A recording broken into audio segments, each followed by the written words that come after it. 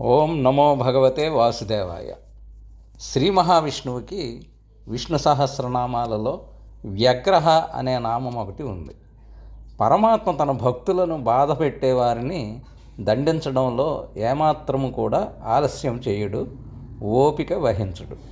మహాభారత యుద్ధంలో భీష్మద్రోణుల ధాటికి తట్టుకోలేక పాండవ సైన్యము అర్జునుడితో సహా నిస్పృహకి లోనవుతారు. అప్పుడు శ్రీకృష్ణుడు యుద్ధము చెయ్యనన్న తన ప్రతిజ్ఞను కూడా విస్మరించి భీష్ముని సంహరించడానికి రథం దిగి ధనుర్బాణాలతో ముందు కురుకుతాడు. తన భక్తులను కాపాడటంలో భగవంతుడు అంతటి నిబద్ధత కలిగి ఉంటాడు. అటువంటి సందర్భాలలో సహనము, ఓర్మి కూడా కోల్పోతాడని ఈ సంఘటన మనకి నిరూపిస్తుంది. అలాగే అగ్రము అంటే అంత్యము లేక చివర అని అర్థం ఉంది. ఆద్యంతరహితుడైన పరమాత్మకు అంతముండదన్నది కూడా నిశ్చితము.